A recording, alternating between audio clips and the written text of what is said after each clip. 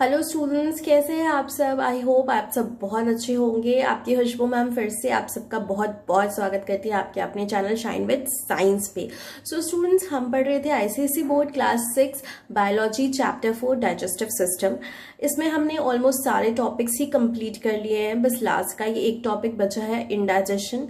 हम जान चुके हैं कि न्यूट्रिएंट्स क्या होता है, न्यूट्रिशन क्या होता है, डाइजेशन किसे कहते हैं, और डाइजेस्टिव सिस्टम के कौन कौन से ऑर्गन्स होते हैं जो कि डाइजेशन की प्रोसेस करते हैं, और डाइजेशन का ओवरऑल प्रोसेस कैसे कंप्लीट होता है, ये सब कुछ हमने जान लिया है। एसिमिलेशन कैसे होता है, ये सब कुछ हम जान चुके हैं, पढ़ चुके हैं students. So the last topic of this chapter is indigestion, जो कि हम इस वीडियो में करने वाले हैं, और नेक्स्ट वीडियो में हम इस चैप्टर के एक्सरसाइजेस भी कंप्लीट कर लेंगे और इस चैप्टर को हम कंप्लीट कर लेंगे। Okay students, so let's start the topic indigestion. बच्चों, डाइजेशन हमें पता है कि फूड का जब फूड ब्रेक डाउन होता है, कॉम्प्लेक्स फूड सिंपलर फॉर्म्स में ब्रेक डाउन हो जाता है, तो दैट इज कॉल्ड डाइजेशन। ठीक है, तो अब इंडाइजेशन कैसे हुआ, यानी कि इसको हिंदी में अपच कहते हैं। ठीक है, खाना सही से न पचना। ठीक है, तो इंडाइजेशन क्या है, एक ऐसी कंडीशन है जिससे कि क्या होती है, बर्निंग सेंसेशन होता है, यानी कि जलन होती है। कहाँ? पेट में होती है। ठीक है, एक डिस्कम्फर्ट सा फील होता है, अनईजी फील होता है, एक कुछ जलन सी होती है पेट के अंदर। ये कॉमन सिम्टम्स है, और the common symptoms and causes of indigestion are following. ठीक है, तो ये जो इंडाइजेशन यानी कि अपच है, इसके जो कॉमन सिम्टम्स हैं और उसकी जो वजह है वो यहाँ दी हुई है। ठीक है, और फिर क्या फूड हैबिट्स हमें अवॉइड करनी चाहिए जिससे कि हम इंडाइजेशन को प्रिवेंट कर सके, रोक सके। ठीक है, तो इसके सिम्टम्स, सबसे पहले तो हमें पेट में दर्द होता है, या हमें सीने में जलन होती है। ठीक है, एक्सेसिव गैस, बहुत ज़्यादा गैस और ब्लॉटिंग होने लगती है, स्टमक बहुत हैवी फील होता है, थकान होती है या वॉमिटिंग होती है, उल्टियाँ होती है, स्टमक में बर्निंग सेंसेशन, पेट में जलन जैसा महसूस होता है। तो ये सारे जो इंडाइजेशन यानी कि अपच के ये सारे लक्षण होते हैं बच्चों। ठीक है, कॉजेज इसकी क्या है, वजह क्या होती है अपच की। कई बार बहुत ज़्यादा खाना खा लेते हैं आप सब। ठीक है, हम सब बहुत ज़्यादा खाना खा लेते हैं, उसकी वजह से अपच हो जाता है, बहुत ज़्यादा गैस बनने लगता है, पेट बहुत भारी भारी सा लगने लगता है, पेट में बहुत जलन होने लगती है।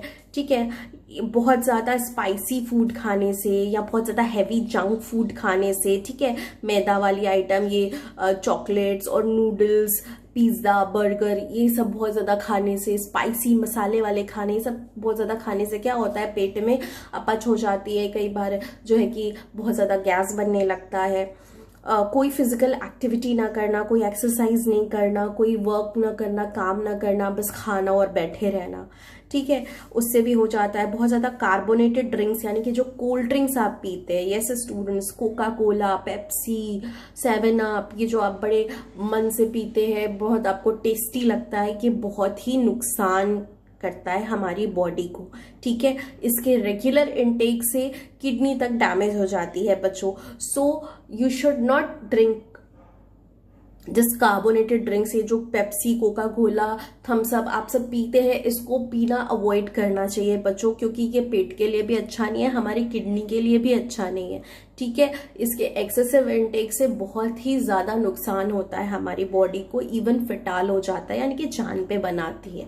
ठीक है बच्चों, सो drinking water in between meals, खाना खाते टाइम पानी पीना। जब भी हम खाना खा रहे होते हैं तो हम क्या करते हैं, कई बार स्पेशली बच्चों की आदत होती है, आप सबकी आदत होगी कि आप खाना खाने के टाइम पे थोड़ा थोड़ा पानी पीते रहते हैं अपने मील के दौरान, तो it is also not good. Okay, for it also results in indigestion, तो ये अवॉइड करना चाहिए। आप खाना खाने के थोड़ी देर पहले पानी पी लीजिए, खाना खाने के थोड़ी देर बाद पानी पी लीजिए।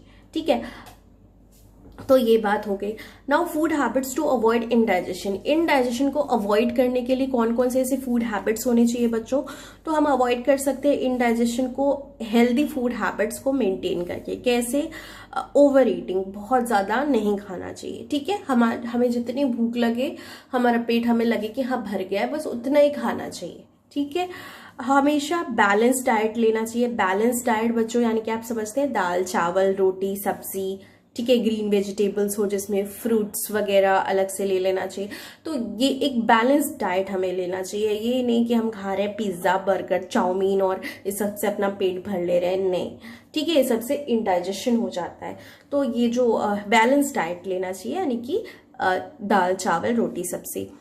जंक फूड जैसे कि मैंने अभी बताया, pizza burger noodles chocolates cakes, ये सब कप केक्स, ये सब अवॉइड करना चाहिए खाना। स्टूडेंट्स, ईट हाइजीनिकली कुक्ड फूड, मतलब साफ सफाई से बना हुआ खाना खाना चाहिए, ठीक है, गंदगी से बना हुआ खाना नहीं खाना चाहिए। बाहर अक्सर जो आप लोग खाते हैं, बाहर कितनी गंदी तरीके से लोग खाना बनाते हैं, ठीक है, जरूरी नहीं है कि हर जगह बहुत हाइजीन का ख्याल रखा जाता हो, ठीक है। आपके घर पे आपकी मदर बहुत हाइजीन के साथ साफ सफाई के साथ खाना बनाती है, तो आपको घर का खाना खाना चाहिए, ठीक है। Do not eat food kept in the open for long. Suppose कुछ भी खाना रखा है जो कि खुला हुआ है लंबे समय तक, आधे घंटे तक या 1 घंटे तक वो खाना खुला रह गया किसी रीजन से, उसे ढका नहीं गया, तो उसे नहीं खाना चाहिए, क्योंकि हो सकता है कि उसमें क्या होता है कि हमारे एनवायरनमेंट में बहुत सारे माइक्रो ऑर्गेनिजम्स प्रेजेंट होते हैं जो कि उस फूड में एंटर कर जाते हैं, और वो जो है कि इवन कोई बड़ा इंसेक्ट भी एंटर कर सकता है और हमें नहीं पता होता है, हम वो फूड ले लिए तो वो हमारे लिए नुकसान करेगा। और जो है कि लंबे समय तक खुला है खाना, खुला रखा हुआ है, तो वो भी नहीं खाना चाहिए, क्योंकि वो कंटामिनेट हो जाता है। जो भी एनवायरनमेंट में माइक्रो ऑर्गेनिजम्स प्रेजेंट है उनके थ्रू वो कंटामिनेट हो जाता है। Next is wash your hands before a meal. खाना खाने से पहले हमेशा आपको हाथों को अपने अच्छे से वॉश करके, तभी साफ हाथ से आपको खाना खाना चाहिए, क्योंकि हमारे हैंड्स में बहुत ज्यादा माइक्रो ऑर्गेनिजम्स हमारे हाथों में भी होते हैं, ठीक है। तो वो जब हम अपने बिना हाथ धोले खाना खाएंगे तो वो हमारे हाथों के मतलब हमारे हाथों से हमारे खाने के जरिए हमारे मुंह में चले जाएंगे और हमारे बॉडी में एंटर कर जाएंगे, तो इससे हमारा इंडाइजेशन हो सकता है या और भी कई सारे नुकसान हो सकते हैं बच्चों। इसलिए हमेशा हाथ अच्छे से हैंड वॉश से वॉश करके उसे ड्राई करके उसके बाद फिर साफ हाथों से खाना खाना चाहिए, ठीक है बच्चों। तो ये बात हो गई इंडाइजेशन की। यहाँ पे एक फास्ट फैक्ट भी लिखा है, आइए देख लेते हैं। Some children have a serious reaction when they eat gluten, a protein present in wheat barley and rye. It is called celiac disease. This disorder can damage the small intestine by not allowing the body to absorb digested food. अच्छा, कुछ children's को क्या होता है ना, उनको serious reaction होते हैं जब वो खाते हैं ग्लूटेन वाला खाना, ठीक है। ग्लूटेन क्या होता है, एक प्रोटीन होता है जो कि व्हीट यानी कि जो गेहूं का आटा होता है ना, रोटियां जिसकी बनती है, ठीक है, व्हीट उसमें प्रेजेंट होता है, बार्ले में होता है और राय में होता है, ठीक है। तो ये ग्लूटेन जो है कुछ बच्चों को इससे रिएक्शन होता है, कुछ बच्चों को ये सूट नहीं करता है, ठीक है, तो उन्हें ये अवॉइड करना चाहिए। इससे एक सीरियस डिजीज हो जाता है जिसे कहते हैं सिलियाक। ये डिसऑर्डर क्या करता है, स्मॉल इंटेस्टाइन को डैमेज कर देता है और फिर क्या होता है कि खाना पचना ही बंद हो जाता है खाना, क्योंकि स्मॉल इंटेस्टाइन में ही डाइजेशन कंप्लीट हो रहा है और स्मॉल इंटेस्टाइन ही डैमेज्ड हो जाएगा तो खाना कहाँ से पचेगा बच्चों, ठीक है। तो ऐसा कुछ बच्चों के साथ होता है, आई बात समझ में। नेक्स्ट इज टूथ एक एंड केयर ऑफ टीथ, ठीक है। टूथ एक and care of teeth. Tooth एक यानी कि दांत में दर्द और फिर दांतों का ख्याल कैसे रखना है। स्मॉल पार्टिकल्स जो होते हैं फूड आइटम्स के, जैसे स्वीट्स के, चॉकलेट्स के, बिस्किट्स के, वो चिपक जाते हैं हमारे दांतों में। छोटे छोटे पार्टिकल्स जो होते हैं खाने वाने के अक्सर ही चिपक जाते हैं हमारे दांतों में। अगर हम अपने दांतों को साफ नहीं करेंगे अच्छे से तो ये पार्टिकल्स क्या करेंगे, इस पे बैक्टीरिया जो है कि इस पे जाहिर सी बात है कोई भी खाने पीने की चीज है तो उस पर माइक्रो ऑर्गेनिज्म, उस पर ऑर्गेनिज्म ग्रो करना शुरू कर देंगे, वो भले ही हमारे माउथ के अंदर ही क्यों ना हो, ठीक है। तो हमें अपने दांतों को हमेशा क्लीन करना चाहिए, नहीं तो जो उस पे जो फूड पार्टिकल्स रह गए हमारे दांतों पे उस पे बैक्टीरिया ग्रो करने लगेंगे और एक येलो कलर का लेयर बनने लगेगा जिसे क्या कहते हैं बच्चों, प्लाक, ठीक है, आप देखते होंगे कई बार किसी किसी के टीथ पे अच्छे से क्लीन ना करने की वजह से येलो येलो सा एक लेयर जम जाता है दांतों के ऊपर, उसे क्या कहते हैं बच्चों, प्लाक कहते हैं। बैक्टीरिया कुछ एसिड सीक्रेट करते हैं जो कि धीरे धीरे क्या करता है, हमारे दांतों के इनामल को, मैंने बताया था ना इनामल जो होता है सबसे हार्डेस्ट पार्ट होता है बॉडी का, ठीक है, दांतों के ऊपर इनामल होता है, तो इनामल को वो धीरे धीरे कोरोड करने लगता है, उसको खोदने लगता है, खराब करने लगता है वो बैक्टीरिया, ठीक है, वो एसिड से के थ्रू, और उसमें क्या होती है, कैविटीज हो जाती है, यानी कि छेद हो जाते हैं दांत में, क्या होते हैं, छेद हो जाते हैं, होल हो जाते हैं।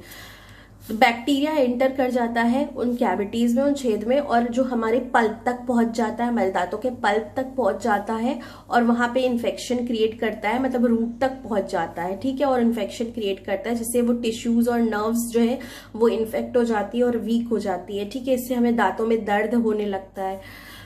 दिस कॉजेज सीवियर टूथेक, जिससे बहुत ज्यादा दर्द होता है। अगर हम प्रॉपर केयर रखेंगे अपने दांत का तो हमें दांत में दर्द नहीं होगा बच्चों। हमेशा ब्रश करना चाहिए अपने दांतों को, रोज दिन में 2 बार, एक बार सुबह, ठीक है, उठने के बाद, और एक बार रात में सोने से पहले, डिनर लेने के बाद हमेशा अपने दांतों को ब्रश करना चाहिए बच्चों, ताकि हमें कोई प्लाक ना हो, कोई बैक्टीरिया जो है ना लगे, और जो है कि वो बैक्टीरिया हमारे दांतों में दर्द ना पैदा करे।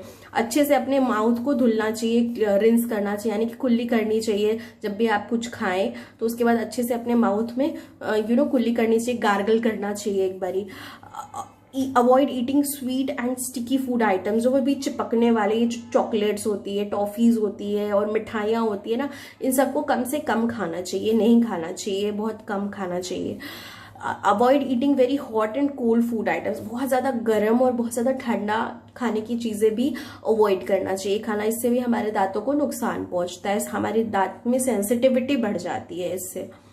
Visiting a dentist every 6 months will help to keep your teeth healthy, और हर 6 महीने पे डेंटिस्ट के पास जाना चाहिए, अपने दांतों का एक चेकअप करवाना चाहिए, जिससे कि हमारे दांत जो हैं वो हेल्दी रहे। ठीक है स्टूडेंट्स, तो ये चैप्टर इसी के साथ कंप्लीट हो गया है। आई होप आपको इस चैप्टर के सारे टॉपिक्स अच्छे से समझ में आ गए होंगे स्टूडेंट्स, ठीक है। अगर फिर भी आपको कोई डाउट है तो आप कमेंट सेक्शन में कमेंट करके ज़रूर पूछिए स्टूडेंट्स, ठीक है, और मैं आपके डाउट्स ज़रूर क्लियर करूँगी, ठीक। एसेस योरसेल्फ, चलिए ये करते हैं। Food passes from the oesophagus to the stomach, oesophagus से स्टमक में पास ऑन होता है, ट्रू है या फॉल्स है? यस इट इज ट्रू, ठीक है। The steps involve, sorry I thought it is true and false but it is different. Steps जो है इन्वॉल्व होता है in the process of digestion are given below, तो ये स्टेप्स जो है जम्बल्ड है, स्टेप्स क्या है बच्चों, जम्बल्ड है, इसको सीरियल वाइज अरेंज करना है। तो food passes from the oesophagus to the stomach, food is chewed by the teeth in the mouth, mixing of bile juice, food enters from pharynx into esophagus, absorption of food is churned in the stomach, completely digested food is absorbed, undigested food, okay। तो सबसे पहले क्या होता है बच्चों, food is chewed by the teeth in the mouth, सबसे पहले food को चबाया जाता है, तो सबसे पहले फर्स्ट नंबर पे तो ये आएगा बच्चों, ठीक है। फिर उसके बाद क्या होता है, खाना चबा लिया गया माउथ में, अब क्या होगा, फूड जो होगा वो जो है कि एंटर करेगा फ्रॉम फेरिंग्स, ओके, हाँ, फेरिंग्स से अब ईसोफेगस में जाएगा, तो ये सेकेंड नंबर पे आ गया, ठीक। अब बच्चों क्या होगा, अब ये थर्ड नंबर पे आएगा, आपका फूड पास होगा ईसोफेगस से स्टमक में, ठीक है। स्टमक में जाने के बाद फूड क्या होगा, अब भाई फूड जो है स्टमक में, फूड चर्न्ड होगा स्टमक में और मिक्स होगा गैस्ट्रिक जूस से, तो ये हो गया आपका फोर्थ। अब क्या हो रहा है, फूड चर्न हो गया स्टमक में, मिक्स हो गया गैस्ट्रिक जूस से। अब इसके बाद क्या होगा बच्चों, इसके बाद फूड के साथ क्या होगा, अब जो है वो mixing of bile juice to semi digested food, अब बाइल जूस मिक्स होगा, ठीक है, तो this will be the fifth number, okay. Now absorption of water in the large intestine, no. Completely digested food is absorbed by villi in the small intestine, ये होगा बच्चों, ठीक है। फिर उसके बाद absorb हो गया, ठीक है। अब क्या होगा बच्चों, completely digested food absorb हो गया, अब क्या होगा, अब ऑब्वियसली एब्जॉर्प्शन होगा वाटर का लार्ज इंटेस्टाइन में, तो ये हो गया 7, and this undigested food eliminated through anus ये हो गया आपका, तो ये हो गया आपका डाइजेशन का ये जो पूरा प्रोसेस है ये कंप्लीट बिल्कुल ऑर्डर वाइज। ठीक है बच्चों, तो एक चैप्टर कंप्लीट हो गया। आपको कोई भी टॉपिक में कोई भी प्रॉब्लम है तो आप जो है कि मुझे कमेंट सेक्शन में कमेंट करके अपने डाउट्स क्लियर कर लीजिए। अगर आप नए हैं मेरे चैनल पे तो मेरे चैनल को सब्सक्राइब करिए और बेल आइकन को प्रेस करना ना भूलें ताकि आने वाले वीडियोस के अपडेट्स आपको मिलते रहे। नेक्स्ट वीडियो में मिलती हूँ आपसे इस चैप्टर के एक्सरसाइजेस के सॉल्यूशन के साथ। ठीक है, तब तक के लिए see you, bye bye, see you in the next video. बने रहिए आपके अपने चैनल शाइन विद साइंस के साथ, आपकी अपनी खुशबू मैम के साथ। Thank you.